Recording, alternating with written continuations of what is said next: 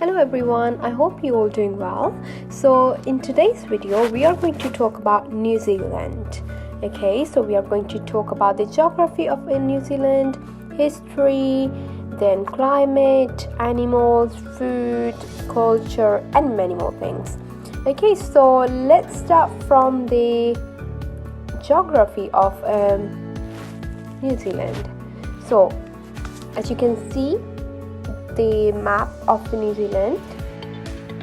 Zealand is made of like two different islands. Okay, this faraway country has two main islands, the North and the South Island, and these are separated by the Cook Strait. This means New Zealand is one of the least populated countries in the world. 23 million years ago, the land literally popped out of the ocean by volcanic forces, and that's amazing, I guess. There are over 50 volcanoes, some of which can still erupt. The capital of the country is Wellington. However, the largest city is Auckland, where most people live. Interestingly, Wellington is the southernmost capital in the world. The highest mountain is Aoraki Mount Cook, which is 12,316 feet high, and it was the first, it's just called Aoraki or Cloud Piercer by the Maori people, as they believe that the sons of the Sky Father Raki turned to stone and became the mountain. The summits are considered sacred, as the Maoris believe spirit lives there. Lake Taupo is the largest lake in New Zealand, which was formed by a massive volcano eruption 26,000 years ago. It was so huge that the dust could even be seen in China. That's one mighty eruption. Lake Taupo is as big as Singapore. A swim across this lake could take some time. Now let's move on to the history of New Zealand. New Zealand has an interesting history from wars and ultimately peace. And the history of New Zealand is quite interesting. So the Maori people arrived by canoe from island in Polynesia near Tahiti around 1080. That is a seriously long time ago. Then New Zealand was founded in 1642 by a Dutch explorer whose name was Abel Tasman. He visited the island, but his party hightailed it out of there over 100 years later after being attacked. New Zealand was called New Zealand after a region in the Netherlands. In 1769, Captain James Cook came to the island. He was British and they settled there. In 1840, they signed a treaty with the Maori people called the Treaty of Waitangi. This made New Zealand a colony of the British Empire. So their ruler is actually the Queen of England, but the Maori people fought the treaty as all their land was seized, and that's not cool. In the 1860s, the war broke out and it carried on for 12 years. Luckily, there was a peaceful ending in the 1870s, and also New Zealand gained independence from the UK in 1907, and this is when the Independence Day is celebrated in the country. Next, let's move on to the climate of New Zealand. Okay, so New Zealand experiences 4 different seasons. Summer starts in December and ends in February, although March is also a warm month. Winter lasts from June to August, but September and October can also be cold. New Zealand has a temperature climate, and the climate is also maritime, meaning that it is affected by the sea. This accounts for less extreme differences in temperature between seasons as you could otherwise find on continents. Although there are two areas that are classified as continental, which is the center of each main island, New Zealand also has a large variety of microclimates, which are variations of the temperate climate. These variations are pronounced and the result of mountains that run up the spine of both islands, with westerly winds depositing moisture on the west of the island, leaving drier lands to the east. The north of New Zealand is frost-free, making it suitable for growing some tropical fruits, while on the South Island there exist large areas of perpetual snow and glaciers within the Southern Alps. Let's move on to the animals part now. So New Zealand is known for its kiwi bird, and some of the people are called kiwi bird there too. I mean, New Zealanders are known as kiwi people. It's kiwi bird, which is in danger of extinction. Large sea animals can also be seen on the coast, such as dolphins, sea lions, penguins, and many more. And also, it is said that sheep are more in New Zealand than people, so you will see more sheep than people because the population in the country is very less. Okay, so bats are the only land mammals to have made the ocean crossing. New Zealand is also the home to one of the world's heaviest insects. It's called the weta and is part of the cricket family. That is a heavy for an insect. It weighs around 70 grams, 3 times more than a mouse, and looks like a giant cockroach. Unbelievably, nearly all the land mammals are birds, and most of them can't fly anymore. This is a frightening fact. In the last 1,000 years, half of the animals on the island are now extinct, but there's more. Other animals are also in danger of becoming extinct, as forests are cut down and swamps are drained. There are fewer than 75,000 kiwi birds remaining in the wild. Now let's move on to our favorite part, which is the food. So the food of New Zealand people is influenced by Europeans, Asians, and Pacific island of Polynesia.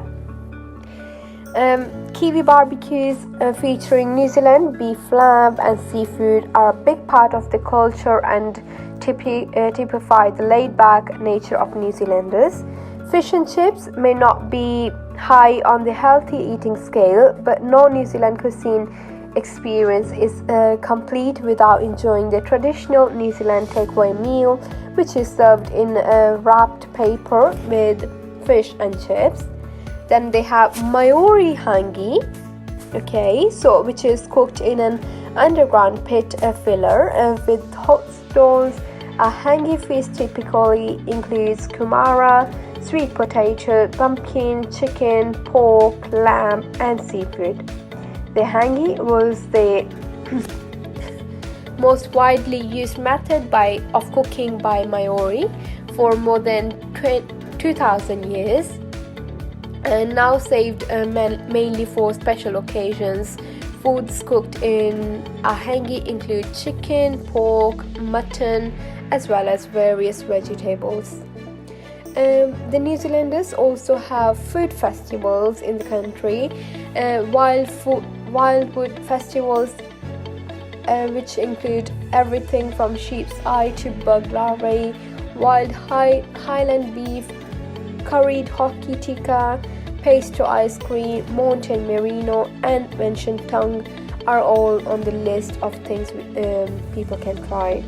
Wine and food festivals, which are also happening in the country. These are unique festivals which bring a range of different wines and food together, highlighting how well wine can complement all sort of different New Zealand cuisine and food.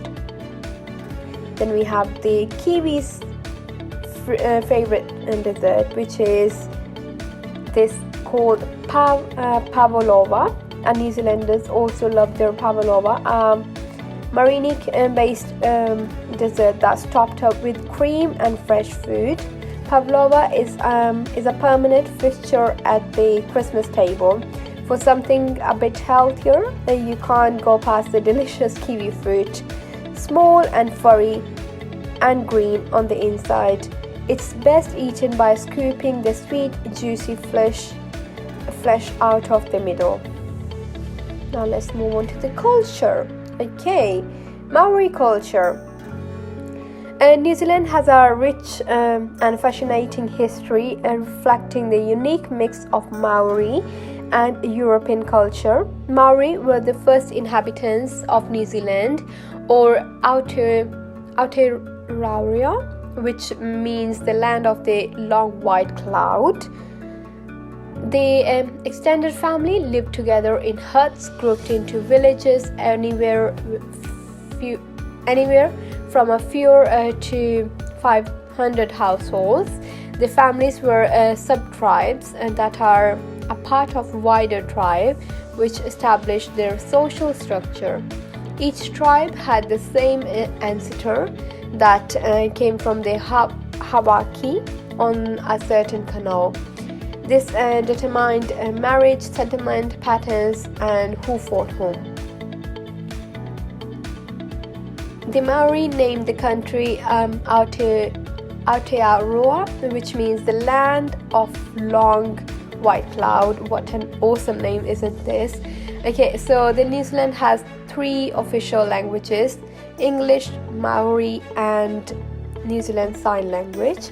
There are 2 national anthems, and everybody learns them and sings them both equally throughout the country. This is actually a word for New Zealand English, which is a mixture between the English and Maori. It's called New Zealand. Okay, now let's move on to the Maori tattoos. So these are some of the tattoos. These tattoos are very famous and popular demand in the studios to have whole meaning behind what makes these symbols carry a multitude of history and memorable moments. So this shows them where they belong to, because lots of people came from Maori, like from a different part of the country, and yeah, it's related to the history. This tattoo is. So there are some really nice cities to visit in Auckland, in New Zealand. So the first one is Auckland, which is the largest city. Okay, so New Zealand is a place to admire, and with unspoiled nature, landscapes, compelling man-made landmarks, and epic adventure-filled destinations. New Zealand is better known for its nature than its cities, but several cities are worth a traveler's time and act as great bases for further exploration. Auckland is the New Zealand's largest city and contains the country's busiest international airport. It is not the capital, but it is the largest city, located towards the top of the North Island. Auckland is a convenient jumping off point for travels around the North Island. More than this, Auckland is a lively and naturally beautiful city that offers plenty of attractions for any kind of travelers. If you are going into food and buzzing nightlife, then they have Wellington, which is the capital of the country, and it has a population around 420,000 in greater than urban area. It is the second largest city. New Zealand went through a few capitals in the early decades of European settlement. Then they have Christchurch. This is the third largest city and is the biggest on the South Island. Then they have Tauranga, a metropolitan hub surrounded by beautiful coastline, people go sailing, fishing, or dolphin watching, and soak up the stunning coastal environment. Okay, so this is it about New Zealand for now. Now let me ask you some questions, and you please try to answer these questions. And and I hope you have learned something. So the first question I would like to ask you is, what is the capital of New Zealand? I'm sure you know this. What city is the largest in New Zealand? Okay, what is the New Zealand's nearest neighbor? Or who or what are the Maoris? Are they people? Are they animals? Or is it food? Who was the first settlers of New Zealand? And what is the official language in New Zealand?